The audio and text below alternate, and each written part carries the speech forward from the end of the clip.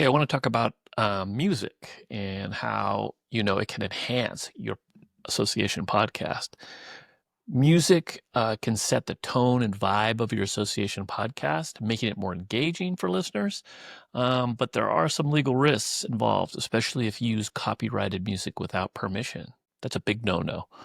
I was just listening to a podcast. It was kind of an indie podcast, and when they opened, it was a Rolling Stones song they were using as the intro, and I wondered if they had gotten the rights and how much that costs. Because I know, let's look at the risks. Using copyrighted music can lead to takedown notices or even legal action from the copyright owner.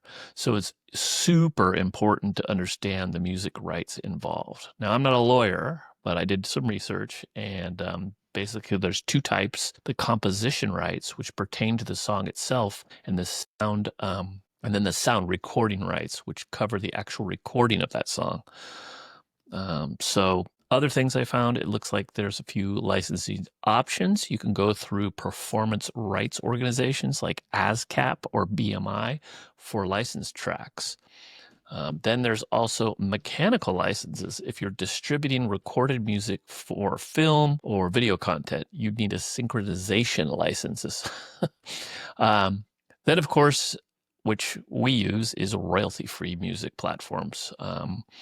At Podcast for Associations, and even before we started the company, I was using Shockwave Sound for years. It's a great thing to search through, but there's so many of them. But you can you can license it easily there. It's royalty free, or PodSafe Music. It's not the music you're going to hear on the radio, but make sure when you buy that, you actually do read. They have different agreements that you can sign up for. One other thing, which is kind of fun, I had a friend one time. He's a musician, and he did music for. He did his own. He wrote music for the podcast, and it worked out really well. But the moral of this story, if there is a moral, is not to use copyrighted music. Thanks for watching and listening.